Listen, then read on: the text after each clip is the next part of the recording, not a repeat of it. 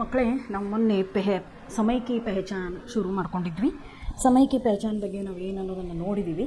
ಯಾವ ರೀತಿ ಸಮಯವನ್ನು ಹೇಗೆ ಕಂಡು ಹಿಡಿದಿದ್ದಾರೆ ಮತ್ತು ಸಮಯವನ್ನು ಯಾವ ರೀತಿ ನಾವು ಯೂಸ್ ಮಾಡ್ಕೋಬೇಕು ಅನ್ನೋದ್ರ ಬಗ್ಗೆ ನಾವೇನು ಮಾಡಿದ್ವಿ ತಿಳ್ಕೊಂಡಿದ್ದೀವಿ. ಅದಕ್ಕೂ ಹಿಂದೆ ನಾವು ನೋಡಿದ್ದು ಇವುಗಳನ್ನೆಲ್ಲ ನಾನು ನಿಮಗೆ ಎಕ್ಸ್ಪ್ಲೇನ್ ಮಾಡಿ ನಾನು ಹೇಳಿಬಿಟ್ಟಿದ್ದೆ. ಇವತ್ತು ನಾವು ನೋಡೋಣ ಯಾವ ರೀತಿ ರೋಬೋಟ್ಗಳಿರ್ತವೆ ಅಂತ. ನೋಡಿರಿ, ಮನುಷ್ಯರು ಮಾಡದೇ ಇರುವಂಥ ಕೆಲಸವನ್ನು ಯಾರು ಮಾಡ್ತಾರೆ? ಇಲ್ಲಿ ರೋಬೋಟ್ ಮಾಡುತ್ತೆ. 12ನೇ ಪಾಠ.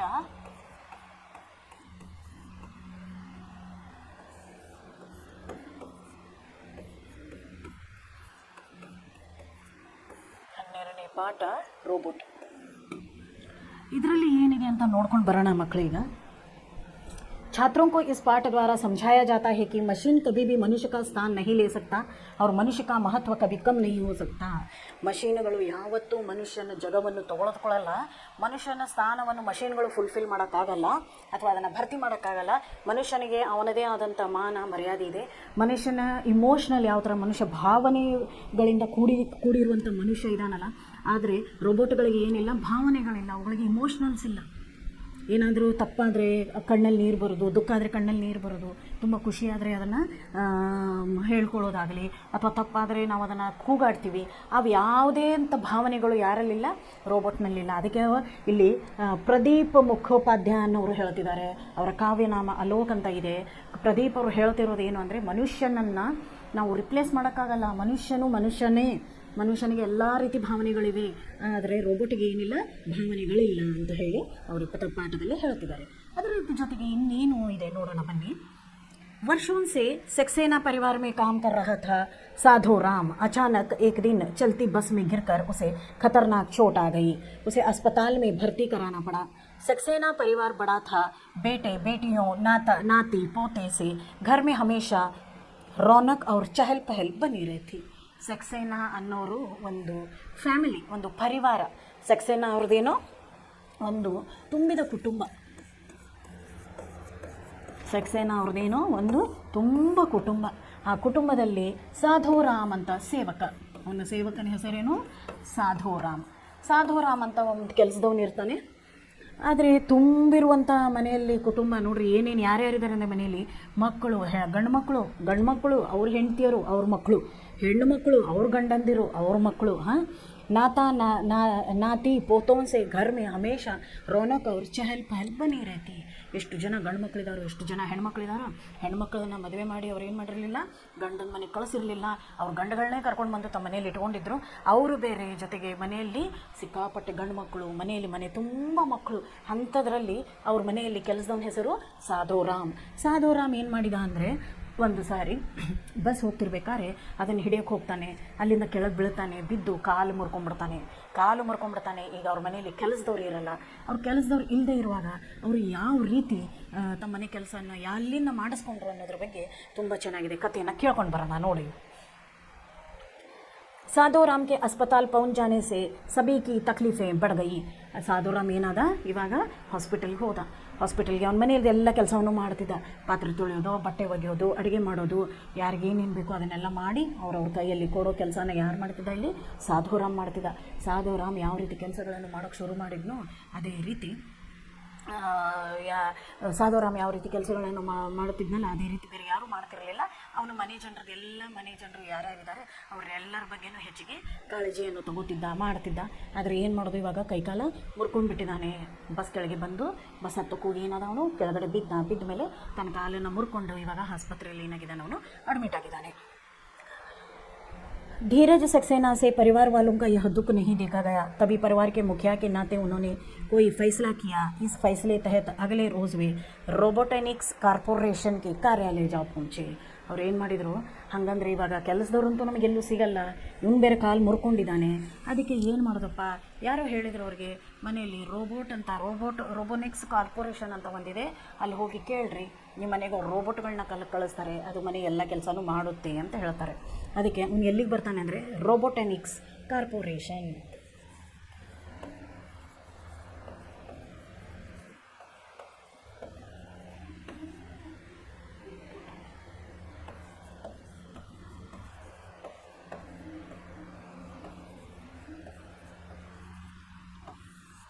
ರೋಬೋಟೆನಿಕ್ಸ್ ಕಾರ್ಪೊರೇಷನ್ ಅನ್ನಲ್ಲಿ ಏನು ಮಾಡಿಬಿಟ್ಟ ಅವನು ಹೋದ. ಅಲ್ಲಿ ಏನಿತ್ತು ಅನ್ನೋದು ನೋಡೋಣ.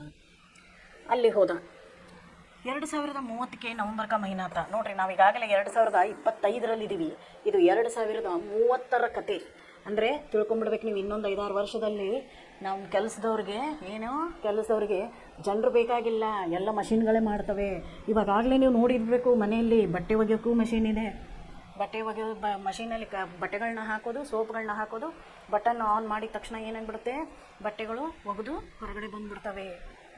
ಸ್ವಲ್ಪ ಆರ್ಕೊಳ್ಬೇಕಷ್ಟೇ, ಚೆನ್ನಾಗಿ ಒಣಗಿರ್ತವೆ. ಹಂಗೆ ಇಸ್ತ್ರಿ ಮಾಡಿದರೂ ಪರವಾಗಿಲ್ಲ, ಬೇಕಾದರೆ ಅಷ್ಟು ಚೆನ್ನಾಗಿ ಬಂದುಬಿಡ್ತವೆ. ಪಾತ್ರೆ ತೊಳೆಯೋ ಮಷೀನು ಇವಾಗ ಏನು ಮಾಡಿದೆ, ಬಂದಿದೆ. ಎಷ್ಟೋ ಜನರ ಮನೆಯಲ್ಲಿ ಪಾತ್ರೆ ತೊಳೆಯೋ ಮಷೀನು ಬಂದುಬಿಟ್ಟಿದೆ.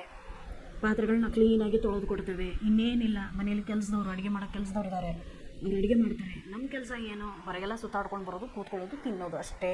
ಹೀಗಾಗಿ ನಮ್ಮ ಮೈ ತುಂಬ ಏನಾಗಿದೆ, ಈಗ ರೋಗಗಳು ಜಾಸ್ತಿ ಆಗಿವೆ ಮನುಷ್ಯರಲ್ಲಿ. ಈಗ ನೋಡಿ, 2030 ಇಸ್ವಿಯದು ಇದು ಯಾವಾಗಿಂದು, 5 ವರ್ಷ ಮುಂದಿನ ಕತೆ. ಆವಾಗಲೇ ಏನಿದೆ ಅನ್ನೋದನ್ನು ನೋಡೋಣ. ದಫ್ತರ್ ಅಭಿ ಖುಲಾ ಹಿ ಥಾ. ಅವಾಗ ಜಸ್ಟ್ ಕಾರ್ಪೊರೇಷನ್ಗೆ ಬಂದವನು, ರೋಬೋಟಾನಿಕ್ಸ್ ಕಾರ್ಪೊರೇಷನ್ಗೆ ಬಂದಿದ್ದಾನವನು. ಬಂದ ತಕ್ಷಣ ಅವನೇನು ನೋಡಿದ ಅಂತಂದರೆ, ಆವಾಗ ಇನ್ನೂ ಇದು ಓಪನ್ ಆಗಿದೆ, ಏನು ಶಾಪು ಓಪನ್ ಆಗಿದೆ, ಅವ್ರ ಆಫೀಸು ಏನಾಗಿದೆ, ಓಪನ್ ಆಗಿದೆ. ಅಲ್ಲಿ ಬಂದಮೇಲೆ एक रोबोट वैक्यूम क्लीनर से दफ्तर के फर्श को साफ कर रहा था. ಒಂದು ರೋಬೋಟ್ ಏನಿದೆ, ಆಫೀಸಿಂದು ರೋಬೋಟ್ ಅಂದರೆ ನಿಮ್ಗೆ ಗೊತ್ತಲ್ಲ, ಅದು ಮಷಿನ್. ಅದು ಆ ರೋಬೋಟ್ ಏನು ಮಾಡ್ತಾ ಇದೆ ಅಂದರೆ, ಆಫೀಸಿಂದು ಕ್ಲೀನ್ ಮಾಡ್ತಾ ಇದೆ, ಎಲ್ಲ ಕಸ ಗುಡಿಸಿ ನೆಲ ಒರೆಸ್ತಾ ಇದೆ. ಕಂಪ್ಯೂಟರ್ ವಿತ್ ಕೃತ್ರಿಮ್ ಬುದ್ಧಿ, artificial intelligence. Computer with Krutrim ಬುದ್ಧಿ ಅಂದರೆ ಆರ್ಟಿಫಿಷಿಯಲ್ ಇಂಟೆಲಿಜೆನ್ಸ್ ಅಂತ ನಾವು ಏನು ಮಾಡ್ತೀವಿ, ಅದನ್ನು ಕರಿತೇವೆ. उसका समावेश रोबोट में करने में सफल हो गए थे. कुछ रोबोटों में तो मानवीय संवेदना के गुण पैदा करने में भी कंप्यूटर विदों एवं रोबोटिक वैज्ञानिकों को सफलता मिली थी. ಇದನ್ನೆಲ್ಲ ವಿಜ್ಞಾನದಿಂದ ಆಗಿರುವಂಥದ್ದು. ವಿಜ್ಞಾನಿಗಳು ಏನು ಮಾಡಿಬಿಟ್ಟಿದ್ದಾರೆ ಅಂತಂದರೆ, ರೋಬೋಟ್ಗಳನ್ನ ರೆಡಿ ಮಾಡಿದ್ದಾರೆ. ಅವುಗಳಲ್ಲಿ ಮನುಷ್ಯನಿಗಿರೋ ಥರ ಒಂದು ಭಾವನೆಗಳನ್ನು ಹಾಕೋಕೆ ಅವ್ರು ಏನು ಮಾಡಿದ್ದಾರೆ, ಅದರಲ್ಲಿ ಪ್ರಯತ್ನವನ್ನು ಪಟ್ಟಿದ್ದಾರೆ ಅಂತ ಹೇಳ್ತಿದ್ದಾರೆ. ಅದಕ್ಕೆ ಅವ್ರೇನು ಮಾಡಿದರು, 2030 ಇಸ್ವಿ ಅವ್ರೇನು ಮಾಡಿದರು, ಇವಾಗ ಮನೆಯಲ್ಲಿ ಕೆಲಸ ಮಾಡೋಕ್ಕಿಂತ ಬೇರೆ ಯಾರೂ ಇಲ್ಲ. ಅದಕ್ಕೆ ಅವ್ರು ಏನು ಮಾಡಿಬಿಟ್ರು, ರೋಬೋಟಾನಿಕ್ಸ್ ಕಾರ್ಪೊರೇಷನ್ಗೆ ಬಂದರು. ಒಂದು ರೋಬೋಟ್ ಏನು ಮಾಡ್ತಾ ಇದೆ ಅಂದರೆ, ಅಲ್ಲಿ ಕಸ ಗುಡಿಸಿ ನೆಲ ಒರೆಸ್ತಾ ಇದೆ. ಆಮೇಲೆ ಅವ್ರು ಏನು ಮಾಡಿದರು, ಇಲ್ಲಿ ಕೌಂಟರ್ ಹತ್ರ ಬಂದರು. काउंटर पर बैठे एक रोबोट ने ही धीरज सक्सेना का स्वागत किया. जी श्रीमान, मैं आपके लिए क्या कर सकता हूँ. ಅಲ್ಲಿ ಕೂತಿರೋ ಒಂದು ರೋಬೋಟ್ ಇತ್ತು, ಅಲ್ಲಿ ಮನುಷ್ಯರು ಇರಲಿಲ್ಲ. ಆ ಆಫೀಸಲ್ಲಿ ಯಾರಿದ್ರು, ಒಂದು ಕಸ ಗುಡಿಸಿ ಒರೆಸ್ತಿತ್ತು ರೋಬೋಟು, ಇನ್ನೊಂದೇನೋ ಕೂತ್ಕೊಂಡಿತ್ತು. ಇವ್ರು ಬರೋದು, ಸಕ್ಸೇನಾ ಅವ್ರು ಬರೋದನ್ನು ನೋಡಿದ ತಕ್ಷಣ ಏನು ಹೇಳುತ್ತು ಅಂದರೆ, ನಮಸ್ಕಾರ ಸರ್, ನಿಮಗೆ ನಾನು ಯಾವ ರೀತಿ ಸಹಾಯ ಮಾಡ್ಬೋದು ಅಂತ ಕೇಳುತ್ತೆ. ಮೇ ಆಪ್ಕೆ ಲಿಯೆ ಕ್ಯಾ ಕರ್ ಸಕ್ತಾ ಹೂँ. जवाब में धीरज सक्सेना बोले, मुझे घरेलू कामकाज करने के लिए एक बुद्धिमान रोबोट की ज़रूरत है.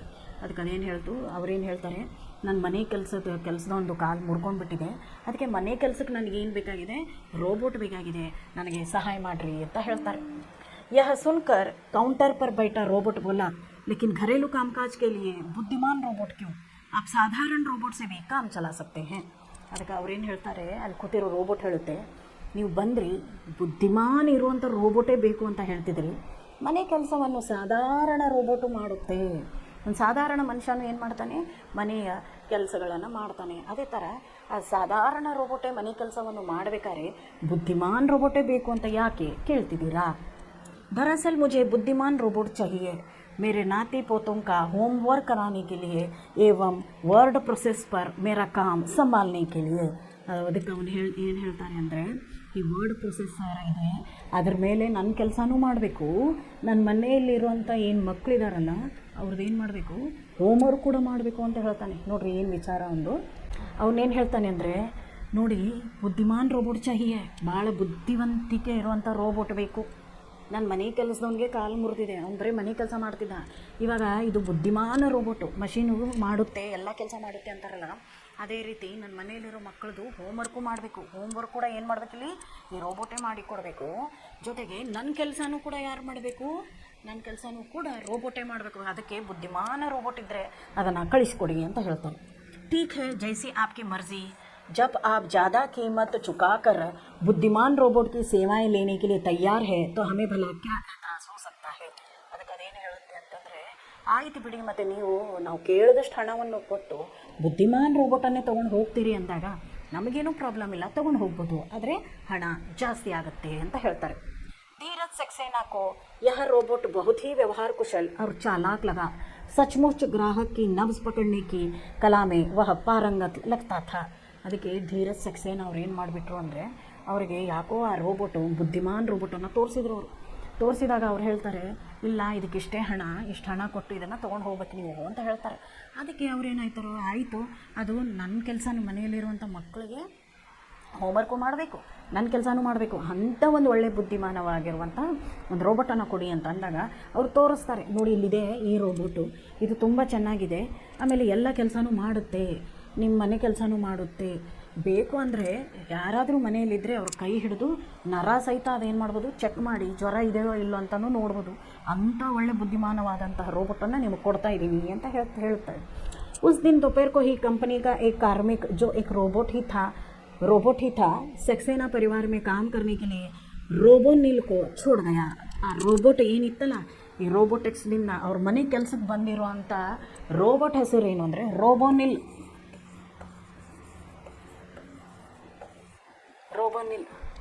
ರೋಬೋನಿಲ್ ಅನ್ನುವಂತಹ ಒಂದು ರೋಬೋಟನ್ನು ಅವ್ರ ಮನೆಗೆ ಏನಾಯಿತು, ತಲುಪಿಸಲಾಯಿತು. सक्सेना परिवार में काम करने के लिए रोबोनिल को छोड़ गया. जिस रोबोट का ऑर्डर धीरज सक्सेना ने दिया था उसी का नाम रोबोनिल था. ಅದಕ್ಕೆ ಅವನು ಯಾವುದು ರೋಬೋಟದ್ದು ಏನು ಕೊಟ್ಟಿದ್ದ, ಅವನು ಯಾವುದು ಇದು ಕೊಟ್ಟಿದ್ನೋ, ಆರ್ಡ್ರ್ ಕೊಟ್ಟಿದ್ನಲ್ಲ, ಅದರ ಹೆಸರು ಏನಿತ್ತು ಇಲ್ಲಿ, ಅವ್ರು ಏನು ಕೊಟ್ಟಿದ್ದಾರೆ, ಹೆಸರು ಏನಂತ ಕೊಟ್ಟಿದ್ದಾರೆ, ಅದರ ಹೆಸರು ನೋಡಿ ಇಲ್ಲಿ ರೋಬೋನಿಲ್ ಅಂತ ಕೊಟ್ಟಿದ್ದಾರೆ. ಅದಕ್ಕೆ ಅದರ ಹೆಸರೇ ಏನಿತ್ತಿಲ್ಲಿ, ರೋಬೋನಿಲ್ ಅಂತ ಇತ್ತು. रोबोनिल के घर में आ जाने से सभी ने राहत की सांस ली. सुबह का नाश्ता कराने, मेहमानों के स्वागत में द्वार खोलने, घर के छोटे बच्चों को कहानियाँ सुनाने, बच्चों को होमवर्क में मदद करने तथा धीरज सक्सेना के वर्ड प्रोसेसर पर काम करने के अलावा शाम को वह परिवार के पालतू कुत्ते शेरों को घुमाने का काम भी पूरी ಮುಸ್ತೋದಿ ಕೆ ಸಾಥ್ ಕರ್ನೆ ಲಗಾ ಥಾ. ನೋಡ್ರಿ ರೋಬೋಟ್ ಏನೇನು ಕೆಲಸ ಮಾಡ್ತು ಅಂದ್ರೆ ಅವ್ರ ಮನೇಲಿ.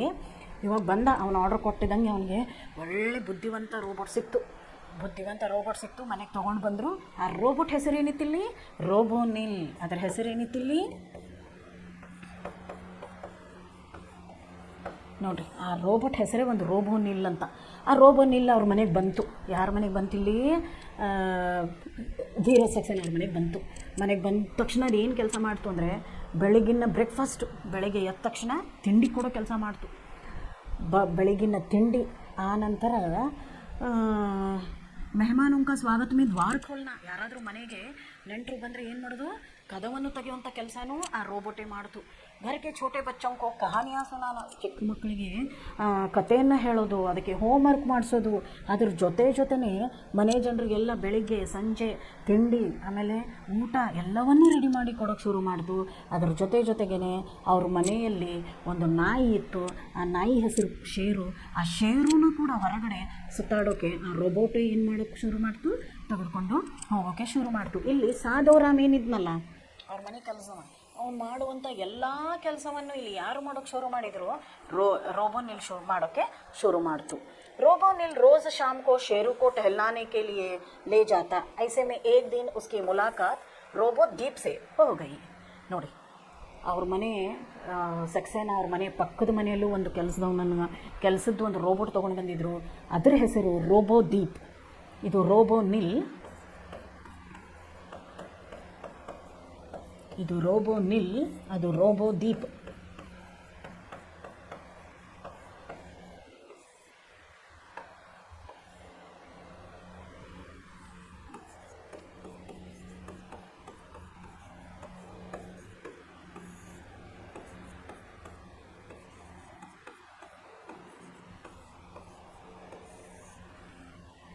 ನೋಡಿರಿ, ಅದು ರೋಬೋನಿಲ್, ಇದು ರೋಬೋದೀಪ್. ಅದೇನು ಮಾಡ್ತು, ಒಂದು ದಿನ ಶೇರುನ ಕರ್ಕೊಂಡು, ಶೇರು ಯಾರು ಹೇಳಿ, ಸಕ್ಸೇನಾ, ಧೀರಜ್ ಸಕ್ಸೇನಾ ಅವ್ರ ಮನೆಯ ಸಾಕು ನಾಯಿ. ಆ ನಾಯಿನ ಕರ್ಕೊಂಡು ಯಾರು ಹೋದ್ರು ಸುತ್ತೋಡೋಕ್ಕೆ, ರೋಬೋನಿಲ್ ಹೋಯಿತು. ರೋಬೋನಿಲ್ ಹೋದ. ಅವನು ಹೋದ್ಮೇಲೆ ಅವನು ಹೊರಗಡೆ ಸುತ್ತಾಡೋಕ್ಕೆ ಹೋದಾಗ ಅವನಿಗೆ ಇನ್ನೊಂದು ರೋಬೋಟದ್ದು ಏನಾಯಿತು, ಫ್ರೆಂಡ್ಶಿಪ್ ಆಯಿತು. ನಾಯಿನ ಸುತ್ತಾಡೋಕ್ಕೆ ಕರ್ಕೊಂಡು ಹೋದಾಗ ಅವ್ನು ಕೇಳ್ದ, ನಿನ್ನ ಹೆಸರೇನು ಅಂತಂದಾಗ ಅದು ಆ ಇನ್ನೊಂದು ರೋಬೋಟ್ ಏನು ಹೇಳ್ತು, ನನ್ನ ಹೆಸರು ರೋಬೋದೀಪ್ ಅಂತ ಹೇಳ್ತು. ರೋಬೋದೀಪ್ ಮತ್ತು ರೋಬೋನಿಲ್ ಇಬ್ಬರು ಒಳ್ಳೆ ಫ್ರೆಂಡ್ಸ್ ಆಗಿಬಿಟ್ರು. ಈಗ रोबोनिल रोज शाम को शेरू को टहलाने के लिए ले जाता था। ऐसे में एक दिन उसकी मुलाकात रोबोदीप से हो गई। रोबोदीप उसी मोहल्ले में रहने वाले शर्मा परिवार के कुत्ता झबरू को घुमाने लाया था। ನೋಡಿ ಇಲ್ಲಿ ಎರಡು ಫ್ಯಾಮಿಲಿ ಇದೆ, ಒಂದು ಸೆಕ್ಸೇನಾ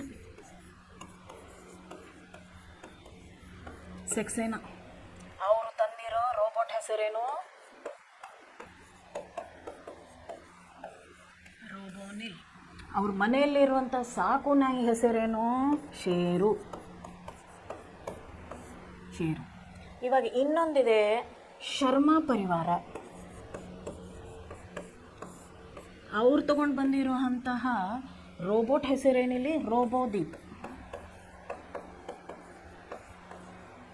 ಇದು ದಿನ ಯಾವ ನಾಯಿನ ಕರ್ಕೊಂಡು ಹೋಗ್ತಿತ್ತು? ಶರ್ಮಾ ಅವರ ಸಾಕು ನಾಯಿ ಜಬ್ರ, ಅದರ ಹೆಸರೇನು ಜಬ್ರ. ಇವಾಗ ಇಬ್ಬರು ರೋಬೋನಿಲು ರೋಬೋದೀಪು ದಿನಾಲು ಸಾಯಂಕಾಲ ಅವ್ರವ್ರ ಮನೆಯ ಮಾಲೀಕರದ್ದು ನಾಯಿನ ಕರ್ಕೊಂಡು ಏನು ಮಾಡ್ತಿದ್ರು, ಹೊರಗಡೆ ಸುತ್ತಾಡೋಕ್ಕೆ ಕರ್ಕೊಂಡು ಬರ್ತಿದ್ರು.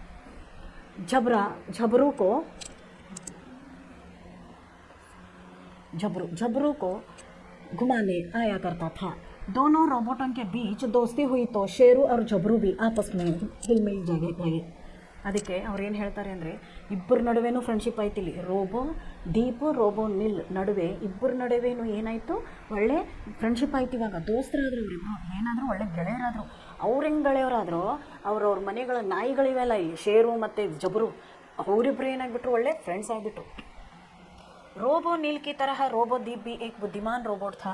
बातों में एक दिन रोबोदीप ने रोबोनिल को बताया, जानते हो रोबोनिल, तुम्हारे आने से पहले सक्सेना परिवार में कौन काम करता था? ಅದಕ್ಕೆ ರೋಬೋದೀಪ್ ಏನು ಹೇಳ್ತಾನೆ, ರೋಬೋನಿಲ್ ನಿನಗೆ ಗೊತ್ತಾ, ನೀನು ಬರೋ ಮುಂಚೆ ಸಕ್ಸೇನಾ ಅವ್ರ ಮನೆಯಲ್ಲಿ ಯಾರು ಕೆಲಸ ಮಾಡ್ತಿದ್ರು ಅನ್ನೋದನ್ನು ನಿನಗೆ ಗೊತ್ತಿದೆಯಾ ಅಂತ ಕೇಳ್ತಾನೆ. ಅದಕ್ಕೆ ಅವನೇನು ಹೇಳ್ತಾನೆ, ಇಲ್ಲಪ್ಪ ನನಗೆ ಅವ್ರ ಬಗ್ಗೆ ಏನೂ ಗೊತ್ತಿಲ್ಲ. ಅದಕ್ಕೆ ಅವನು ಹೇಳ್ತಾನೆ, ಅವ್ರ ಮನೇಲಿ ಒಂದು ಕೆಲಸದವನಿದ್ದ, ಅವನ ಹೆಸರು ಸಾಧೋರಾಮ್. इलेनागत नोड़ी। रोबोनिल को इस बारे में कुछ पता नहीं था। वह बोला, नहीं तो मुझे इसकी कोई जानकारी नहीं है, पर तुम्हें किसने बताया? मैंने शर्मा परिवार को तुम्हारे सक्सेना परिवार के बारे में बातचीत करते सुना था। साधो राम नाम का सेवक एक बस दुर्घटना में घायल होकर किसी अस्पताल में है. ಅದಕ್ಕೆ ಇವರಿಬ್ಬರು ಏನಿದಾರಲ್ಲ, ಈಗ ರೋಬೋನಿಲ್ ರೋಬೋದೀಪ್ ಇಬ್ಬರೂ ಮಾತಾಡ್ಕೋತಾರೆ. ಇಬ್ಬರೂ ಮಾತಾಡ್ಕೊಂಡಾಗ ಅದಕ್ಕೆ ರೋಬೋದೀಪ್ ಹೇಳ್ತಾನೆ, ನಿನಗೆ ಗೊತ್ತಾ, ನೀನು ಈ ಮನೆಗೆ ಹೊಸದಾಗಿ ಬಂದಿದೆಯಲ್ಲ, ಈ ಮನೆಗೆ ಬರೋ ಮುಂಚೆ ಯಾರಿದ್ರಲ್ಲಿ ಸಾಧೋರಾಮ್ ಅಂತ ಕೆಲಸದವನಿದ್ದಾನೆ. ಅವನೇನಾದ, ಈಗ ಆಕ್ಸಿಡೆಂಟ್ ಆಗಿ ಹಾಸ್ಪಿಟ್ಲಲ್ಲಿ ಮಲಗಿದ್ದಾನೆ. ಅದಕ್ಕೆ ಅವನೇನು ಹೇಳ್ತಾನೆ, सो तो ठीक है, पर इसमें खास बात क्या है? ठीक होकर वह दोबारा सक्सेना परिवार में आ जुड़ेगा.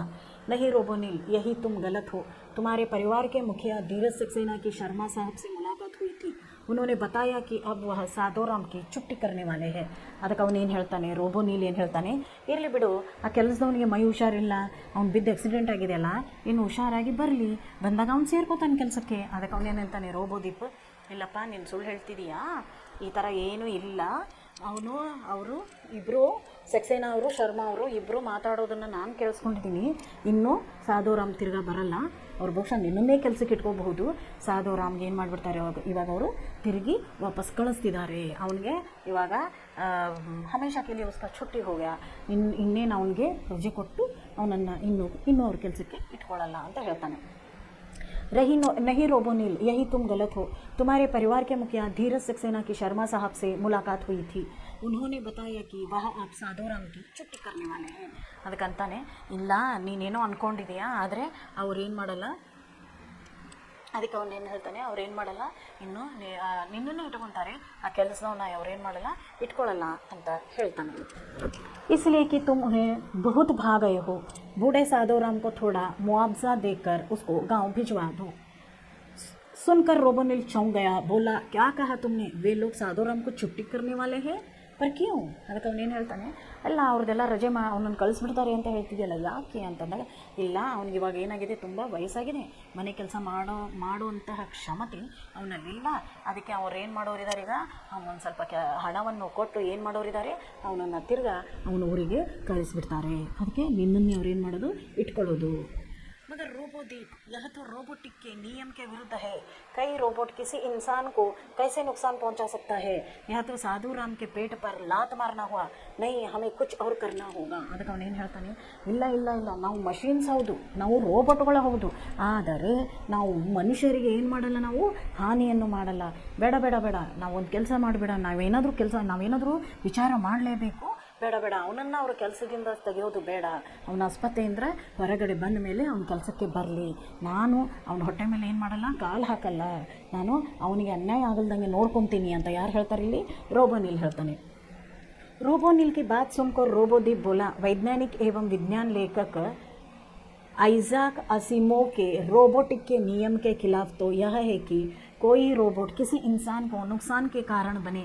साथ साथ मानवीय नज़रियों से भी यह गलत है कि हमारे कारण किसी भी इंसान की नौकरी को खतरा पहुँचे. ಅದಕ್ಕೆ ಅವನೇನು ಹೇಳ್ತಾನೆ, ನಿನ್ಗೆ ಗೊತ್ತಾ, ನಮ್ಮ ಲೇಖಕ ಏನಿದಾನಲ್ಲ ಐಸಾಕ್ ಅಸಿಮೋವ್ ಹೇಳೋ ಥರ ನಮ್ಮದೇ ಆದಂಥ ಕೆಲವೊಂದು ಏನಿವೆ, ನಮಗೆ ರೂಲ್ಸ್ಗಳಿವೆ. ರೋಬೋಟಿಕ್ಗಳು ಏನಿವೆ, ರೋಬೋಟ್ಗಳೇನಿವೆ, ಅವುಗಳಿಗೆಲ್ಲ ಏನಿದೆ ಒಂದೊಂದು ಅವ್ರದ್ದೇ ಆದಂಥ ನಮ್ಮದು ರೂಲ್ಸ್ ಇವೆ. ನಾವು ಮನುಷ್ಯರಿಗೆ ಏನು ಮಾಡಲ್ಲ, ಹಾನಿಯನ್ನು ತಂದು ಕೊಡಲ್ಲ, ಅವರಿಗೆ ಸಹಾಯವಾಗುವಂಥ ನಾವು ಕೆಲಸಗಳನ್ನು ಮಾಡ್ತೀವಿ, ಅಥವಾ ಅವ್ರ ಕೆಲಸಗಳಲ್ಲಿ ಸಹಾಯವನ್ನು ಮಾಡ್ತೀವಿ. ನಾವು ಅವ್ರ ಜಾಗವನ್ನು ನಾವು ತಗೊಳಕ್ಕಾಗಲ್ಲ. ಸಾಧು ರಾಮ್ ತಿರ್ಗಾ ಬರಲೇಬೇಕು ಅಂತ ರೋಬೋನಿಲ್ ಹೇಳ್ತಾನೆ. दोनों के बीच कुछ गुप्त मंत्रणा हुई, फिर दोनों अपने अपने पालतू कुत्तों के साथ अपने अपने मालिकों के घर लौट गए. ಆಯಿತು, ಸಾಯಂಕಾಲ ಎಲ್ಲ ತಿರುಗಾಡ್ಕೊಂಡು ಬರ್ತಿರ್ಬೇಕಾದ್ರೆ ಇವರಿಬ್ಬರು ಇಷ್ಟು ಮಾತಾಡ್ಕೊಂಡು ನಂತರ ಅವ್ರವ್ರ ನಾಯಿಗಳನ್ನ ಏನು ಮಾಡಿದ್ರು, ಅವರು ಹಿಡ್ಕೊಂಡ್ರು. ರೋಬೋನಿಲ್ ಬಂದುಬಿಟ್ಟು ಶೇರೂನ್ ತೊಗೊಂಡ, ಆಮೇಲೆ ರೋಬೋದೀಪ್ ಬಂದುಬಿಟ್ಟು ಜಬರೂನ ತೊಗೊಂಡು ಅವ್ರು ಏನು ಮಾಡಿದರು, ನೆಕ್ಸ್ಟ್ ಅವ್ರವ್ರ ಮನೆಗಳಿಗೆ ಹೋದರು. अगले रोज़ रोबोनिल ने रोबोटिक्स कॉरपोरेशन के दफ्तर में हाजिर हुए. कंपनी के मालिक रोबोजीत से उन्होंने भेंट की, सारी बातें विस्तार से समझाई. सुनकर रोबोजीत बोले, मगर मैं क्या करूं, मैं तो अनुबंध की शर्तों से बांधा हूं. व्यापार में अगर मैं नियम को देखने लगूं तो कर लिया मैंने धंधा, मैं तुम लोगों की कोई मदद नहीं कर सकता. ಮರನೇ ದಿನ ಏನಾಯಿತು ಅಂದರೆ, ಅವ್ರು ಆ ದಿನ ಸಾಯಂಕಾಲ ಅಷ್ಟೆಲ್ಲ ಮಾತಾಡ್ಕೊಂಡ್ಮೇಲೆ ಮರನೇ ದಿನ ಏನಾಯಿತು ಅಂದರೆ, ರೋಬೋನಿಲ್ ಮತ್ತು ರೋಬೋದೀಪ್ ಇಬ್ಬರು ರೋಬೋಟಿಕ್ಸ್ ಕಾರ್ಪೊರೇಷನ್ಗೆ ಹೋದರು. ರೋಬೋಟಿಕ್ಸ್ ಕಾರ್ಪೊರೇಷನ್ಗೆ ಹೋದ್ಮೇಲೆ ಅಲ್ಲಿ ಮಾಲೀಕಿದ್ದಾನೆ. ರೋಬೋಟಿಕ್ಸ್ ಕಾರ್ಪೊರೇಷನ್ ಮಾಲೀಕನ ಹೆಸರೇನು? ರೋಬೋಟಿಕ್ಸ್ ಕಾರ್ಪೊರೇಷನ್ ಮಾಲೀಕನ ಹೆಸರು ರೋಬೋಜೀತ್.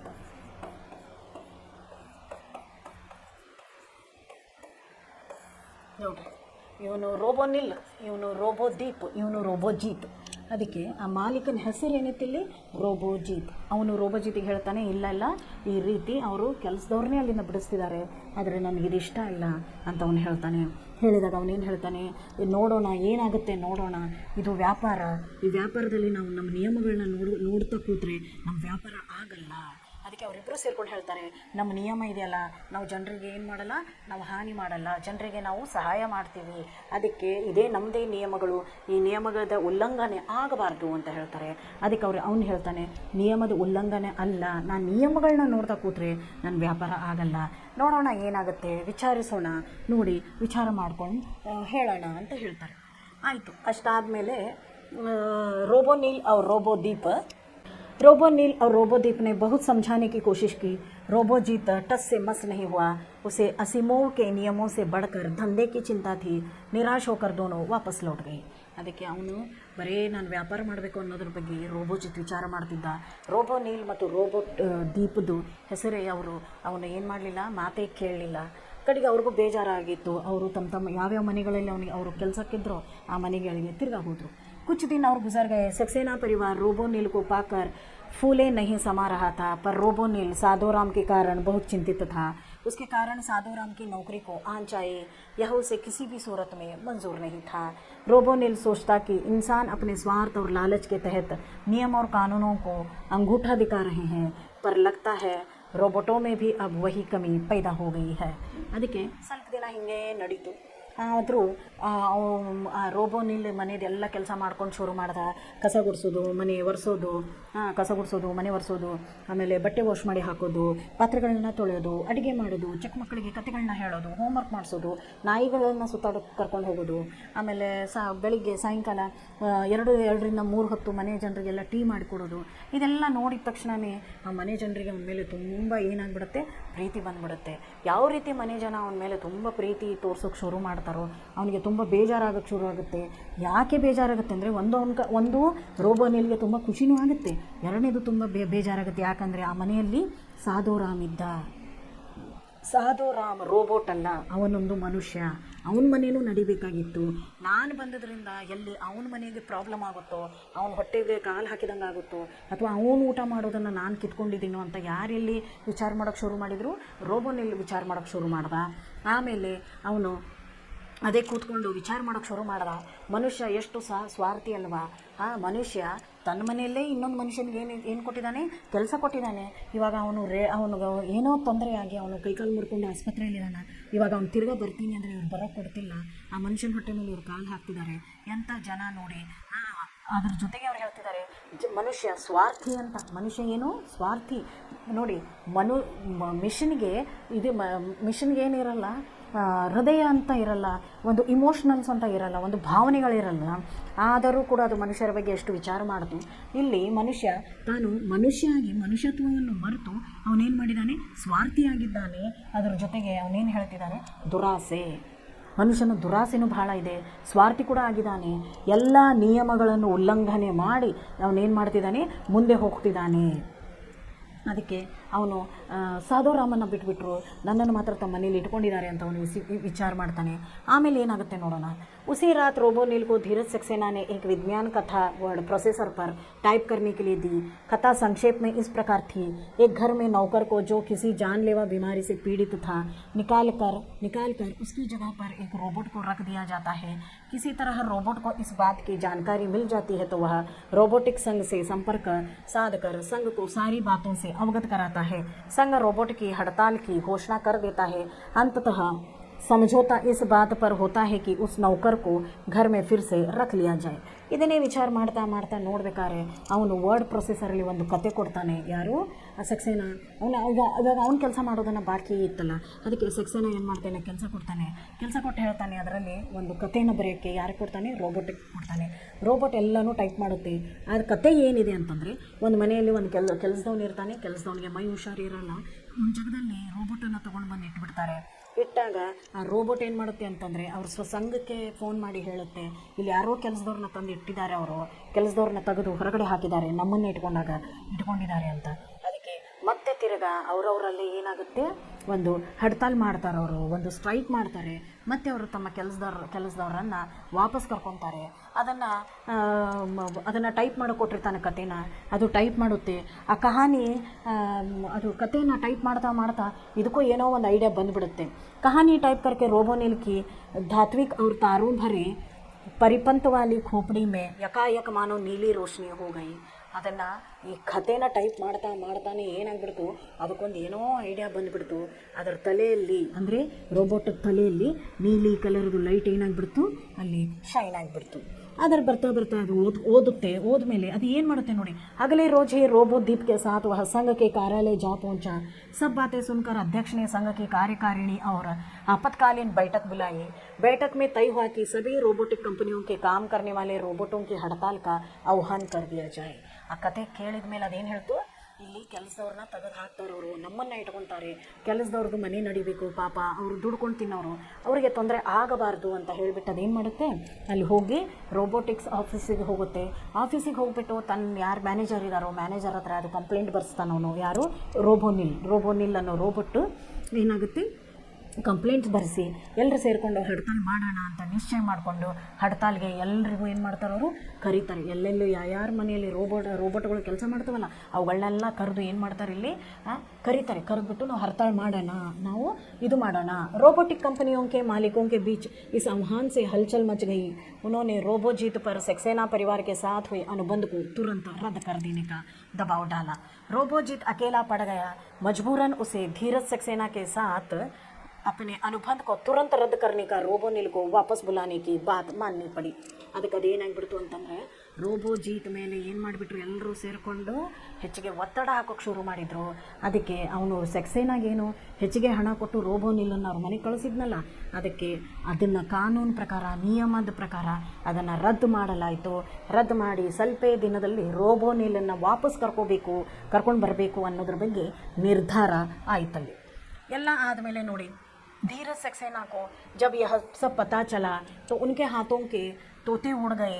यह सच था कि उन्होंने साधोराम को नौकरी से निकालने का फैसला कर लिया था, पर बदले हुए हालत में उन्हें मजबूर होकर रोबोटिक संघ के अध्यक्ष के पास जाकर यह गुजारिश करनी पड़ी कि जब तक साधोराम पूरी तरह से ठीक नहीं हो जाता तब तक रोबोनिल उसके पास काम करता रहेगा. साधोराम के ठीक होते ही वह दोबारा काम पर रख लेंगे. संघ को यह बात मानने में कोई आपत्ति नहीं थी. ನೋಡ್ರಿ, ಎರಡು ರೋಬೋಗಳು ಸೇರಿಕೊಂಡು ಹೋಗಿ ಅದನ್ನು ಹಡ್ತಾಲ್ ಮಾಡಿ ಮತ್ತೆ ತಿರ್ಗಾ ಯಾರನ್ನ ಸಾಧೋರಾಮನ್ನು ಅವ್ರ ಮನೆಗೆ ವಾಪಸ್ ಕರ್ಸ್ಕೊಳ್ಳೋ ಥರ ಮಾಡ್ತಾರೆ. ಅದಕ್ಕೆ ಧೀರಜ್ ಸಕ್ಸೇನಾ ಏನು ಮಾಡ್ತಾನೆ, ಪತ್ರ ಬರೀತಾನೆ. ಪತ್ರ ಬರೆದು ಅದರಲ್ಲಿ ಏನಂತ ಕೊಡ್ತಾನೆ ಅಂದರೆ, ಸಾಧೋರಾಮ್ ಪೂರ್ತಿ ಹುಷಾರಾಗೋವರೆಗೂ, ಸಾಧೋರಾಮ್ ಪೂರ್ತಿ ವಾಸಿ ಆಗೋವರೆಗೂ ನಾನು ಯಾರನ್ನು ಕರೆಸ್ಕೊಳ್ಳಲ್ಲ, ರೋಬೋನಿಲನ್ನು ನಾನು ಕಳಿಸಿಕೊಡಲ್ಲ ನಿಮ್ಮ ಹತ್ರ. ಅದಕ್ಕೆ ಅವನು ಪೂರ್ತಿ ಹುಷಾರಾಗಿ ಬಂದ ಮೇಲೇ ರೋಬೋನಿಲನ್ನು ತಿರ್ಗಾ ನಾನು ಎಲ್ಲಿಗೆ ಕರ್ಕೊಂಡು ಬರ್ತೀನಿ, ರೋಬೋಟಿಕ್ಸ್ ಮತ್ತು ಕಾರ್ಪೊರೇಷನ್ಗೆ ಕಳಿಸ್ಕೊಡ್ತೀನಿ ಅಂತ ಹೇಳಿಬಿಟ್ಟು ಪತ್ರವನ್ನು ಬರೀತಾನೆ. शाम को रोबोनिल और रोबोदीप मिले. रोबोदीप बोला, मुझे खुशी है कि हमारे कारण किसी इंसान को नुकसान नहीं झेलना पड़ा. ಅದಕ್ಕೆ ಇಬ್ಬರು ಮಾತಾಡ್ಕೊತಾರೆ. ಸಂಜೆ ಆದ ತಕ್ಷಣ ಅವ್ರವ್ರ ಮನೆ ನಾಯಿಗಳನ್ನ ಕರ್ಕೊಂಡು ಅವ್ರು ಏನು ಮಾಡ್ತಾರೆ, ಸುತ್ತಾಡೋಕ್ಕೆ ಹೋಗ್ತಾರೆ. ಇಬ್ಬರು ಚೆನ್ನಾಗಿ ಮಾತಾಡ್ತಾ ಅದೇ ಅವ್ರೊಬ್ರಿಗೊಬ್ರು ಏನಂತ ಹೇಳ್ಕೊತಾರೆ, ಅಯ್ಯೋ ಒಳ್ಳೇದಾಯ್ತಪ್ಪ, ನಮ್ಮಿಂದ ಬೇರೆ ಯಾರಿಗೂ ಏನಾಗಿಲ್ಲ, ಯಾವುದೇ ಥರದಂಥ ಹಾನಿಯಾಗಿಲ್ಲ ನೋಡಿ, ನಮ್ಮದೇ ಆದಂಥ ಷರತ್ತುಗಳಿವೆ, ನಮ್ಮದೇ ಆದಂಥ ನಿಯಮಗಳಿವೆ, ಅದರಿಂದ ನಾವೇನು ಮಾಡಿದ್ದೀವಿ, ಅದರಿಂದ ನಡೀತಿದ್ದೀವಿ ಅಂತ ಹೇಳಿಬಿಟ್ಟು ಅವರಿಬ್ಬರು ಏನು ಮಾಡ್ತಾರೆ, ಇಬ್ಬರು ಮಾತಾಡ್ಕೋತಾರೆ. ಪಾಠ ಕಾ ಆಶಯ ನೋಡಿ, ಪಾಠ ಏನಂತ ಹೇಳಿದ್ದಾರೆ ಪಾಠದಲ್ಲಿ. सक्सेना परिवार नौकर साधोराम को निकालकर रोबोनिल को नियुक्त करते हैं. रोबोनिल और दूसरे रोबोदीप की मुलाकात होने पर उन्हें पता चलता है कि साधोराम की अब छुट्टी कर दी जाएगी, उसकी नौकरी चली जाएगी. रोबोनिल और रोबोदीप को अपने संघर्ष के द्वारा धीरज सक्सेना को मजबूर करने की साधोराम को दोबारा नौकरी पर रखी जाए. अंत में रोबोदीप ಖುಷಿ ಹೋತಾ ಹೈ ಕಿ ಉನ್ಸೆ ಇನ್ಸಾನೋಕ್ಕೂ ಕೊಯ್ ನುಕ್ಸಾನ್ ನಹಿ ಜಲ್ನಾ ಪಡ. ನೋಡಿ, ಯಾವ ರೀತಿ ಸಾಧೋರಾಮ್ ಅಂತ ಕೆಲಸದವನು ಅವನ ಇರ್ತಾನೆ ಅವ್ರ ಮನೆಯಲ್ಲಿ, ಅವನು ಮೈ ಹುಷಾರಿಲ್ಲ ಅಂತ ಹೇಳಿಬಿಟ್ಟು ಏನಾಗ್ತಾನೆ, ಅವ್ನಿಗೆ ಆಕ್ಸಿಡೆಂಟ್ ಆಗುತ್ತೆ, ಕಾಲು ಮುರಿಯುತ್ತೆ, ಇನ್ನೊಂದು ಕೆಲಸ ಮಾಡೋಕ್ಕೆ ಅವನು ಯೋಗ್ಯನಲ್ಲ ಅಂತ ಹೇಳಿಬಿಟ್ಟು ಅವ್ರು ಏನು ಮಾಡಿರ್ತಾರೆ, ಅವನನ್ನು ತೆಗೆದು ಹಾಕಿಬಿಡೋಣ, ಇವಾಗ ಅವನು ಆಸ್ಪತ್ರೆಯಲ್ಲಿ ಅಡ್ಮಿಟ್ ಆಗಿದ್ದಾನೆ, ಅವ್ನು ಬರೋಷ್ಟರಲ್ಲಿ ನಾವೇನು ಮಾಡಿಬಿಡೋಣ, ಒಂದು ರೋಬೋಟ್ ತೊಗೊಂಡು ಬರೋಣ ಅಂತ ರೋಬೋನಿಲನ್ನು ಏನು ಮಾಡ್ತಾರೆ ಅವರೇ, ಮನೆಗೆ ತೊಗೊಂಡು ಬರ್ತಾರೆ. ಮನೆ ಪಕ್ಕದ ಮನೆಯಲ್ಲಿರುವಂತಹ ರೋಬೋದೀಪ್ ಮತ್ತು ರೋಬೋನಿಲ್ ಇಬ್ಬರು ಮೀಟ್ ಆಗ್ತಾರೆ, ಮಾತಾಡ್ತಾರೆ, ಅವ್ರವ್ರ ಮನೆಗಳ ವಿಚಾರಗಳನ್ನು ಮಾತಾಡಿಕೊಂಡು ಆಮೇಲೆ ರೋಬೋದೀಪ್ ಹೇಳ್ತಾನೆ, ಇಲ್ಲ ಸಾಧೋರಾಮ್ ಅಂತ ಕೆಲಸದವನಿದ್ನಲ್ಲ ಅವನು ಇವಾಗ ತಿರ್ಗಾ ಬರಲ್ಲ, ಅವನನ್ನು ತೆಗೆದು ಹಾಕಬೇಕು ಅಂತ ಇವರು ವಿಚಾರ ಮಾಡ್ತಿದ್ದಾರೆ ಅಂದಾಗ ರೋಬೋನಿಲ್ಗೆ ತುಂಬ ಬೇಜಾರಾಗುತ್ತೆ. ತುಂಬ ಬೇಜಾರಾದಮೇಲೆ ಅವನೇನು ಮಾಡ್ತಾನೆ, ಆಯ್ತಪ್ಪ ಹಾಗಂದರೆ ಇವನು ಏನೋದು ರೋಬೋನಿಲನ್ನು ನನ್ನನ್ನು ಇಟ್ಕೊಂಡು ಅವನನ್ನು ತೆಗಿತಾರಲ್ಲ, ಬೇಡ ಇರು ಅಂತ ಹೇಳಿಬಿಟ್ಟು ಅವ್ರು ಏನು ಮಾಡ್ತಾರೆ, ರೋಬೋಟಿಕ್ಸ್ ಆಫೀಸಿಗೆ ಕಾರ್ಪೊರೇಷನ್ಗೆ ಹೋಗ್ತಾರೆ. ಕಾರ್ಪೊರೇಷನ್ ಅಂತಂದರೆ ರೋಬೋಟಿಕ್ಸ್ ಕಾರ್ಪೊರೇಷನ್ ಅಂದರೆ ಈ ರೋಬೋಟ್ಗಳನ್ನು ಯಾರು ತೊಗೊಂಡು ಬಂದಿದ್ದಾರಲ್ಲ ಅವ್ರನ್ನ ರೆಡಿ ಮಾಡುವಂಥ ಕಂಪನಿ. ಆ ಕಂಪನಿಗೆ ಹೋಗ್ಬಿಟ್ಟು ಅವ್ರು ಹೇಳ್ತಾರೆ, ನಮ್ಮದೇ ಆದಂಥ ಕೆಲವೊಂದು ನಿಯಮಗಳಿವೆ, ಷರತ್ತುಗಳಿವೆ, ಆ ಕೆಲಸದವ್ರನ್ನ ಕೆಲಸದಿಂದ ತೆಗೆದು ನಮ್ಮನ್ನು ಅಲ್ಲಿ ಹಾಕ್ಕೊಂಡಿದ್ದಾರಲ್ಲ ಅಂತ ಹೇಳಿದಾಗ ಆವಾಗ ಅವನು ಹೇಳ್ತಾನೆ, ಅಲ್ಲಿರುವಂಥ ರೋಬೋಜಿತ್ ಅಂತ ಮ್ಯಾನೇಜರ್ ಏನಿರ್ತಾನೆ ಅವನು ಹೇಳ್ತಾನೆ, ನಾನು ನಿಯಮಗಳನ್ನು ಷರತ್ತುಗಳನ್ನು ನೋಡ್ತಾ ಕೂತ್ರೆ ನಮ್ಮ ವ್ಯಾಪಾರ ಆಗೋದಿಲ್ಲ. ಅದಕ್ಕೆ ಅವರಿಬ್ಬರು ತಿರ್ಗಾ ವಾಪಸ್ ಮನೆಗೆ ಬರ್ತಾರೆ. ಮನೆಗೆ ಬಂದಮೇಲೆ ಇಲ್ಲಿ ಸಕ್ಸೇನಾ ಅವರು ಒಂದು ಕಥೆಯನ್ನು ಅವನಿಗೆ ಟೈಪ್ ಮಾಡೋಕೆ ಕೊಡ್ತಾರೆ. ನೀವು ಟೈಪ್ ಮಾಡಪ್ಪ ಅಂತ ರೋಬೋನಿಲ್ ಹೇಳ್ತಾರೆ. ಆ ಕಥೆಯಲ್ಲಿರುತ್ತೆ, ಒಂದು ಕೆಲಸದವನ್ನ ತೆಗೆದು ಮಷೀನನ್ನು ಮನೆಯಲ್ಲಿ ತೊಗೊಂಡು ಬರ್ತಾರೆ. ಮಷೀನ್ ಅಂದರೆ ರೋಬೋಟನ್ನು ತೊಗೊಂಡು ಬರ್ತಾರೆ. ಅದರಿಂದ ಕೆಲಸದವನಿಗೆ ತುಂಬ ಹಾನಿ ಆಗುತ್ತೆ ಅಂತ. ಇದನ್ನೆಲ್ಲ ನೋಡಿದ ತಕ್ಷಣ ಅವ್ರು ಏನು ಮಾಡ್ತಾರೆ ಅಂದರೆ, ಅವ್ರ ತಲೆಯಲ್ಲಿ ಏನೋ ಒಂದು ಐಡಿಯಾ ಹೊಳೆಯುತ್ತೆ. ರೋಬೋದೀಪ್ ಮತ್ತು ರೋಬೋನಿಲ್ ಇಬ್ಬರು ಸೇರಿಕೊಂಡು ಮತ್ತೆ ಎಲ್ಲಿ ಹೋಗ್ತಾರೆ, ರೋಬೋಟಿಕ್ಸ್ ಕಾರ್ಪೊರೇಷನ್ಗೆ ಹೋಗ್ತಾರೆ. ರೋಬೋಟಿಕ್ಸ್ ಕಾರ್ಪೊರೇಷನ್ಗೆ ಹೋಗಿ ಅಲ್ಲಿ ಕಂಪ್ಲೇಂಟ್ ಮಾಡಿ ನಾವೆಲ್ಲ ಸೇರ್ಕೊಂಡು ಏನು ಮಾಡೋಣ, ಇದಕ್ಕೆ ಸ್ಟ್ರೈಕ್ ಮಾಡೋಣ ಅಂತಾರೆ. ಅದಕ್ಕೆ ಯಾರ್ಯಾರ ಮನೆಯಲ್ಲಿ ಎಲ್ಲೆಲ್ಲಿ ರೋಬೋಟಿಕ್ಸ್ಗಳು ಇರುತ್ತವೋ ಅವುಗಳನ್ನೆಲ್ಲ ಆಹ್ವಾನಿಸ್ತಾರೆ, ಆಮಂತ್ರಣ ಕೊಡ್ತಾರೆ. ಅವರೆಲ್ಲರೂ ಬಂದು ಅಲ್ಲಿ ಹಡ್ತಾಲ್ ಮಾಡೋಕ್ಕೆ ಶುರು ಮಾಡ್ತಾರೆ, ಸ್ಟ್ರೈಕ್ ಮಾಡೋಕ್ಕೆ ಶುರು ಮಾಡ್ತಾರೆ. ಸ್ಟ್ರೈಕ್ ಮಾಡೋಕ್ಕೆ ಶುರು ಮಾಡಿದಾಗ ಅವರೆಲ್ಲ ತಮ್ಮ ತಮ್ಮ ಕೆಲಸಗಳನ್ನ ಬಿಟ್ಟು ಸ್ಟ್ರೈಕ್ ಮಾಡೋಕ್ಕೆ ಶುರು ಮಾಡಿದಾಗ ಸೆಕ್ಸೆನ ಮನೆಯಲ್ಲಿ ಪ್ರಾಬ್ಲಮ್ ಶುರುವಾಗುತ್ತೆ. ಯಾಕಂದರೆ ಇದೆಲ್ಲ ಸ್ಟ್ರೈಕಿಗೆ ಹೋಗ್ಬಿಟ್ಟಿದ್ದಾನೀಗ ರೋಬೋನಿಲ್ಲು, ಮನೇಲಿ ಕೆಲಸ ಮಾಡೋರು ಯಾರಿಲ್ಲ. ಅದಕ್ಕೆ ಅವರು ಏನು ಹೇಳ್ತಾರೆ, ನೋಡಿ ನಾವು ಈ ಥರ ಸ್ಟ್ರೈಕ್ ಮಾಡಿದ್ದಾರೆ ನಮ್ಮಲ್ಲಿ, ಅದಕ್ಕೆ ನೀವೇನು ಹೆಚ್ಚಿಗೆ ಹಣ ಕೊಟ್ಟು ಒಂದು ಬುದ್ಧಿಶಕ್ತಿ ಇರುವಂತಹ ಒಂದು ರೋಬೋನಿಲ್ಲನ್ನು ಕರ್ಕೊಂಡೋಗಿದ್ರಲ್ಲ, ಅದನ್ನು ತಿರ್ಗಾ ನೀವು ವಾಪಸ್ ಕರ್ಕೊಂಬರ್ಬೇಕು. ಯಾವಾಗ ಕರ್ಕೊಂಡ್ಬರ್ಬೇಕು? ನಿಮ್ಮ ಕೆಲಸದವನು ಪೂರ ಹುಷಾರಾದಾಗ. ನಿಮ್ಮ ಕೆಲಸವನ್ನು ಸಾಧುರಾಮ್ ಪೂರ್ತಿಯಾಗಿ ಹುಷಾರಾಗಿ ಕೆಲಸಕ್ಕೆ ಬರೋವರೆಗೂ ರೋಬೋನಿಲ್ ಮನೆಯಲ್ಲಿರ್ತಾನೆ. ಆಮೇಲೆ ಅವನನ್ನು ತಿರ್ಗಾ ನೀವೇನು ಮಾಡಬೇಕು, ಈ ಕಾರ್ಪೊರೇಷನ್ಗೆ ವಾಪಸ್ ಕಳಿಸ್ಬೇಕು ಅಂತ ಹೇಳಿ ಏನು ಮಾಡ್ತಾರೆ ಅವರು, ಅವನ ಹತ್ರ ಅವರು ಹೇಳ್ತಾರೆ. ಹೇಳಿದಾಗ ಅವನು ಆಯಿತು ಅಂತ ಹೇಳಿ ಏನು ಮಾಡ್ತಾನೆ, ಅವನು ಬರೆದು ಕೊಡ್ತಾನೆ. ಅವನು ಬರೆದು ಕೊಟ್ಟ ಮೇಲೇ ಆಮೇಲೆ ರೋಬೋನಿಲ್ ಮತ್ತು ರೋಬೋದೀಪ್ ತಿರ್ಗಾ ಬರ್ತಾರೆ, ಮನೆ ಕೆಲಸಗಳನ್ನು ಮಾಡೋಕ್ಕೆ ಶುರು ಮಾಡ್ತಾರೆ. ಹೀಗೆ ಸ್ವಲ್ಪ ದಿನ ಹೋಗುತ್ತೆ. ಆಮೇಲೆ ಒಂದು ಸಾಯಂಕಾಲಕ್ಕೆ ರೋಬೋನಿಲ್ ಮತ್ತು ರೋಬೋದೀಪ್ ಇಬ್ಬರು ಸಾಯಂಕಾಲ ಮೀಟ್ ಆಗ್ತಾರೆ. ಮೀಟ್ ಆದಾಗ ಇಬ್ಬರಿಗೂ ತುಂಬ ಖುಷಿ ಆಗುತ್ತೆ. ಆಮೇಲೆ ಇಬ್ಬರು ಅದೇ ಮಾತಾಡ್ಕೋತಾರೆ, ನಮ್ಮ ನಿಯಮಗಳು, ನಮ್ಮ ಷರತ್ತುಗಳು ಪ್ರಕಾರ ನಾವು ಜನರಿಗೆ ಏನು ಮಾಡಬಾರ್ದು, ಹಾನಿ ಮಾಡಬಾರ್ದು. ಅದಕ್ಕೆ ಪಾಪ ಇವಾಗ ಯಾರಿಗೆ ಹಾನಿ ಆಗಿಲ್ಲ, ಇಲ್ಲಿ ಸಾಧುರಾಮ್ಗೆ ಹಾನಿ ಆಗಿಲ್ಲ. ಯಾಕಂದರೆ ಅವನು ದುಡ್ಕೊಂಡು ತಿನ್ನುವಂಥ ಮನುಷ್ಯ. ನಮ್ಮಲಿಂದ ಅವನ ಮನೆ ನಡೆಯೋದು ಏನಾಗುತ್ತೆ, ತೊಂದರೆ ಆಗುತ್ತೆ. ಅದಕ್ಕೆ ನಾವೇನು ಮಾಡಿದ್ವಿ, ಸಾಧುರಾಮ್ ಜೊತೆ ನಾವು ಸರಿಯಾಗಿ ವರ್ತನೆ ಮಾಡಿದ್ವಿ ಅಂತ ಇಬ್ಬರು ಏನಾಗ್ತಾರಲ್ಲಿ ಖುಷಿ ಪಡ್ತಾರೆ. ಆಯಿತಾ? ತಿಳ್ಕೊಂಡ್ರಲ್ಲ ಮಕ್ಕಳೇ, ಇದು ಲೆಸನ್ ಗೊತ್ತಾಯ್ತಲ್ಲ. ಇವಾಗ ನೋಡೋಣ, ವರ್ಷೋನ್ ಸೆ ಸಕ್ಸೇನಾ ಕೆ ಪರಿವಾರ ಮೇ ಕೌನ್ ಕಾಮ್ ಕರ್ ರಹಾ ಥಾ. ಮೊದಲನೇ ಕ್ವಶನ್ ನೋಡ್ರಿ ಏನಿದೆ ಅಂದರೆ, ಅವನ ಹೆಸರು ಸಾಧುರಾಮ್. ಯಾರು ಕೆಲಸ ಮಾಡ್ತಿದ್ರು? ಸಾಧುರಾಮ್. ಎರಡನೇದು ನೋಡಿ, ಧೀರಜ್ ಸಕ್ಸೇನಾ ಕಿಸ್ ಕಾರ್ಯಾಲಯ ಮೇ ಜಾ ಪಹುಂಚೆ? Robotics corporation.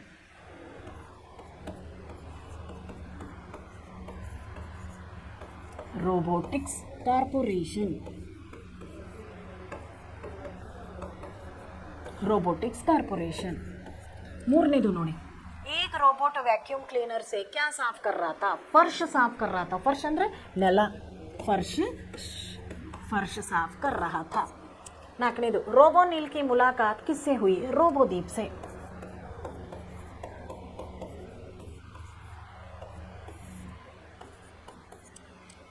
शर्मा परिवार के कुत्ते का नाम लिखिए। झबरा, झबरू, झबरू।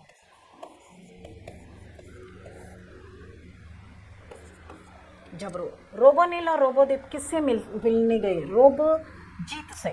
रोबोजीत।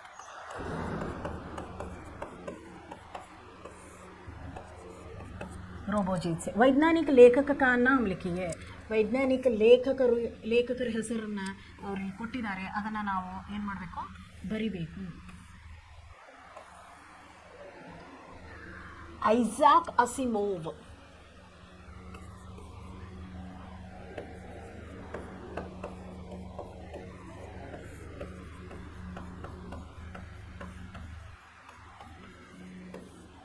ಐಸಾಕ್ ಅಸಿಮೋವ್.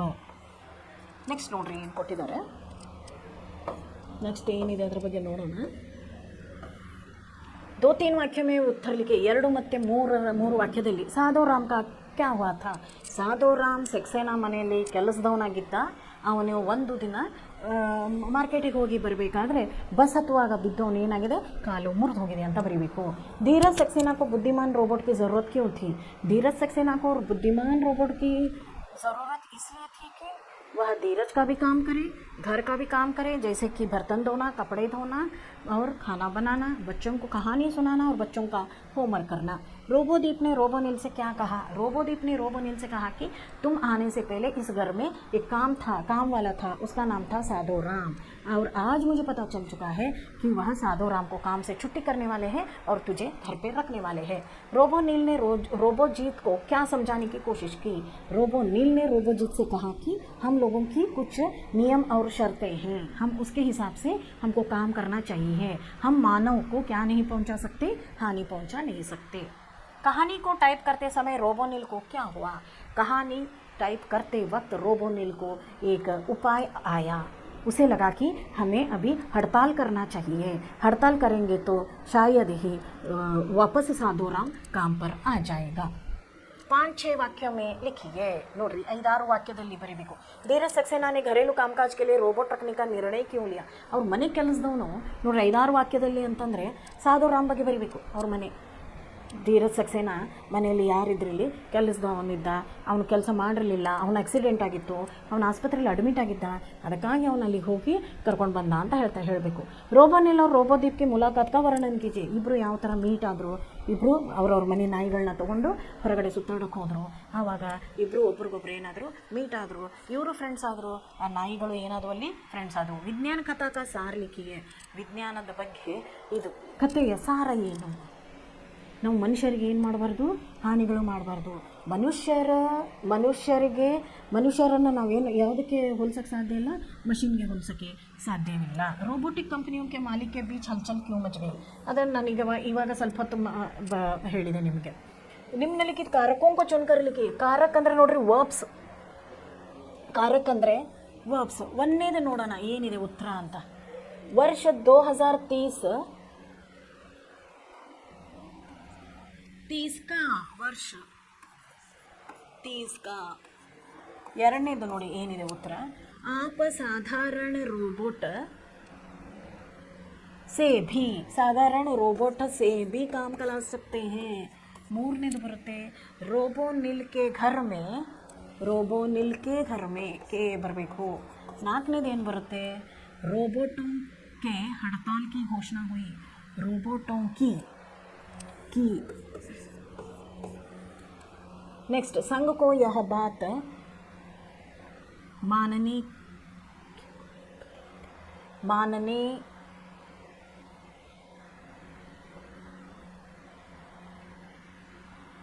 में ಐದನೇದು ಬಂದ್ಬಿಟ್ಟು ಮೇ. ನೆಕ್ಸ್ಟ್ ನೋಡಿ ಜೋಡ್ಕರ್ ಲಿಖಿಯೇ ಏನು ಕೊಟ್ಟಿದ್ದಾರೆ ನೋಡಿ. ಒಂದನೇದ್ದು यह सुनकर काउंटर पर बैठा रोबोट बोला. फर्स्ट ಒಂದು बैठा रोबोट बोला फर्स्ट वन. ಎರಡನೇದು ಏನು ಬರುತ್ತೆ ಅಂದರೆ मगर रोबोदीप यह तो रोबोटिक के नियम के विरुद्ध है. ಇದು ನಾಲ್ಕನೇದು. ಮೂರನೇದಕ್ಕೆ ಏನು ಬರುತ್ತೆ ನೋಡಿ, ಶಾಮ್ ಕೋ ರೋಬೋನಿಲ್ ಅವ್ರು ರೋಬೋದಿಕ್ ಮೇಲೆ. ಐದನೇದ್ದು. ನಾಲ್ಕನೇದು ಏನು ಬರುತ್ತೆ ನೋಡೋಣ, ದೋನೋ ಕೆ ಬೀಚ್ ಗುಪ್ತ ಮಂತ್ರಣ ಹುಯಿ. ಒಂದನೇದ್ದು. ಐದನೇದು ಏನು ಬರುತ್ತೆ ನೋಡೋಣ, ಸಕ್ಸೇನಾ ಪರಿವಾರ್ ಪಾಕರ್ ಫೂಲ್ ನಹಿ ಸಮಾ ರಹಾ ಥಾ. ಎರಡನೇದ್ದು. ನೆಕ್ಸ್ಟ್ ನೋಡಿ ಅನ್ಯ ವಚನ ರೂಪ ಲಿಖಿಯೇ, ಬೇರೆ ವಚನದ ರೂಪಗಳನ್ನು ನೀವು ಬರೆಯಿರಿ. ಇಲ್ಲೇನಿದೆ ನೋಡಿ ಅನ್ಯವಚನ ರೂಪ ಬೇಟಾ ನೋಡ್ರಿ. ಫಸ್ಟ್ ಒನ್ನು ಬೇಟೆ. ಎರಡನೇದು ನೋಡಿ ನಾತಿ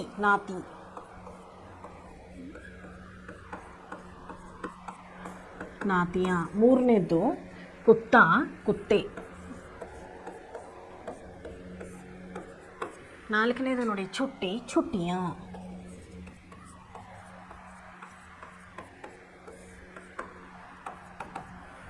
ಐದನೇದು ಬೇಟಿ.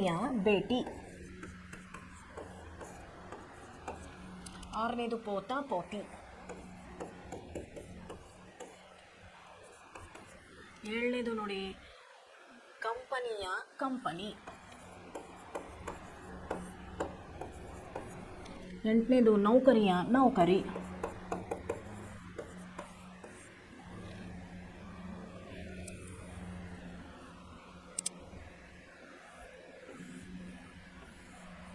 मुहावरे नोड़ोण. आंखें चुराना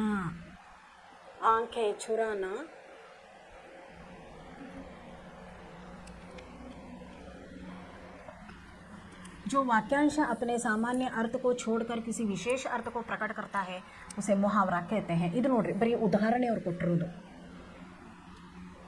उदाहरण के साथ मुहावरे लिखिए. अंगूठा दिखाना, साफ इनकार करना, आंखों से संबंधित उदाहरण 9 2 11 होना, भाग जाना.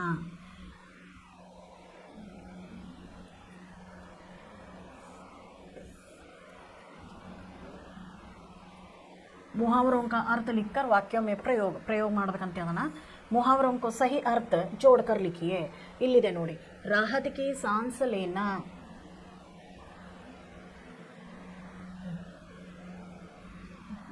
शोर मचाना, वक्त आने पर इनका नौकरियां समझे चलना, आश्चर्यचकित होना, चैन की सांस, राहत की सांस लेना, चैन की सांस लेना। फर्स्ट वन ना,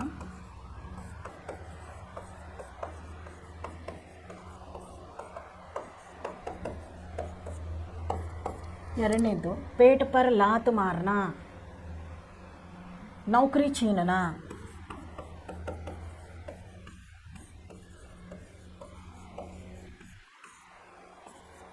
ಮೂರನೇದು टस से मस न होना, विचलित न होना।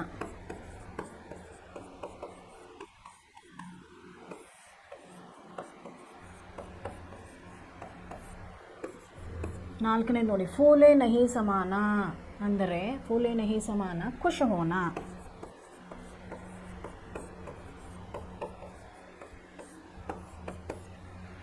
ಐದನೇದು आंच आना, आंच आना हानि पहुंचना।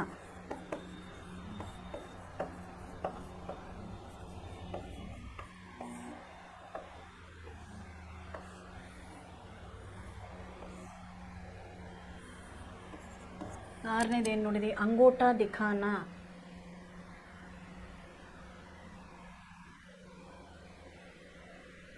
इनकार करना।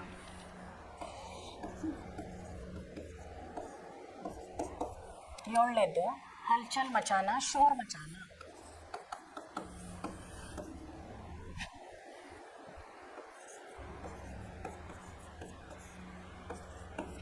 ಎಂಟನೇದು हाथों के तोते उड़ना, आश्चर्यचकित होना।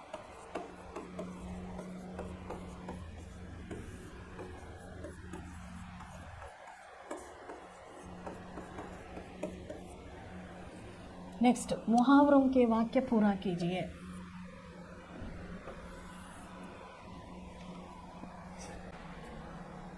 ಹಾಂ, ಇಲ್ಲೇನಿದೆ ಅಂದರೆ ಅವರು ಕೊಟ್ಟಿರೋದು ಮುಹಾವರೆ ಅಂದರೆ ಕಹಾವತ್ ಅಂತೀವಿ ಅಥವಾ ನಾವು ಗಾದೆ ಮಾತಿಂದು ಅರ್ಥನ ಇದ್ರ ಜೊತೆ ಸೇರಿಸಿ ಅಂತ ಹೇಳ್ತಿದ್ದಾರೆ ಅವರು।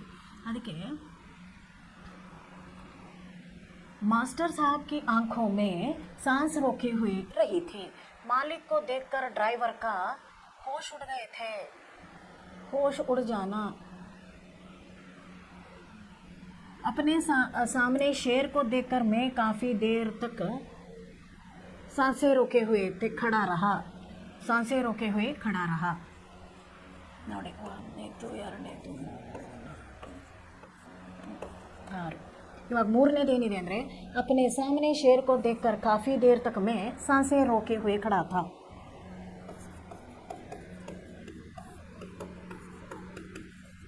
रोके खड़ा था। ಒಂದನೇದು मास्टर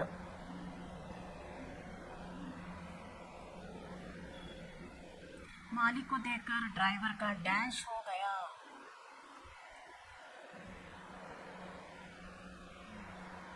मास्टर साहब की आंखों में गुस्सा हवा हो जाना, चिंगारियां सुलगना। गुस्सा हवा हो जाना, दांतों तले उंगली दबाना, भूचाल आ जाना।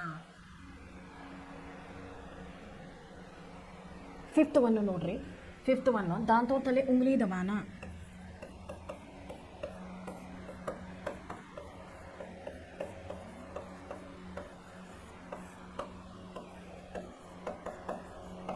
दांतों तले उंगली दबाना। नेक्स्ट, बिल्ली को सामने आता देख चूहा 9-2-11 हो गया। 6th one 9-2-11।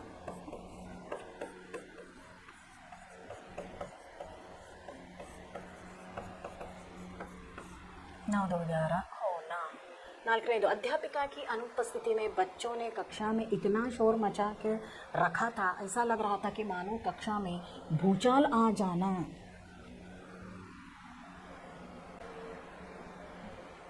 ನಾಲ್ಕನೇದು ನೋಡಿ ಏನಾಗಿದೆ ಅಂದರೆ ಭೂಚಾಲ್ ಆ ಜಾನ।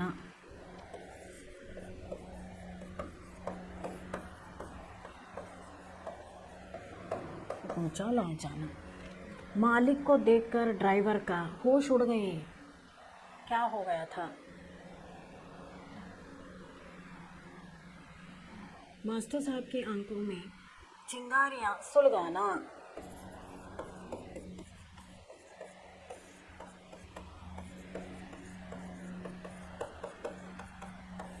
सुलगाना। नेक्स्ट बರುತ್ತೆ गुस्सा हवा हो जाना।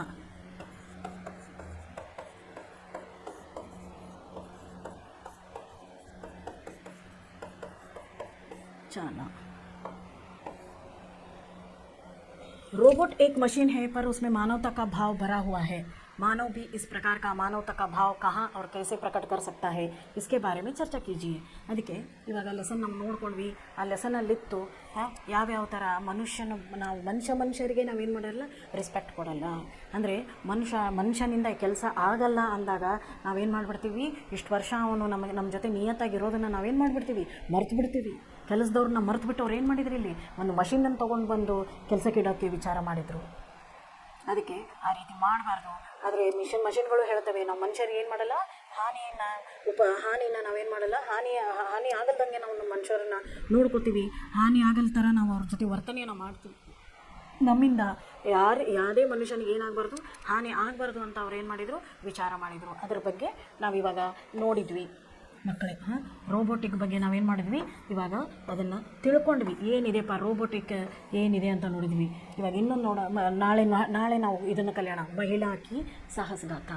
ಯಾರು ಮಹಿಳಾ, ಅವಳು ಏನು ಮಾಡಿದ್ಲು, ಬಚೇಂದ್ರಿ ಪಾಲ್ ಬಗ್ಗೆ ತುಂಬ ಒಳ್ಳೊಳ್ಳೆ ಕಥೆಗಳಿವೆ. ಅವಳು ಯಾವ ರೀತಿ ಅವಳು ಶಿಖರವನ್ನು ಹತ್ತಿದ್ಲು, ಏನೇನು ತೊಂದರೆಯನ್ನು ಅವಳಿಗೆ ಅನುಭವಿಸ್ಬೇಕಾಯ್ತು ಅನ್ನೋದನ್ನು ನಾಳೆ ನೋಡ್ಕೊಳ್ಳೋಣ ಮಕ್ಕಳೇ. ಇವತ್ತಿಗೆ ಇಷ್ಟೇ ಪಾಠ ಸಾಕು. ಅದನ್ನು ಒಂದು ಸಾರಿ ಓದ್ಕೊಳ್ಳಿ. ನಿಮ್ಗೆ ತಿಳಿದೇ ಇರೋದನ್ನು ನೀವು ನಮಗೆ ಕೇಳ್ಬೋದು ಮಕ್ಕಳೇ. Thank you so much.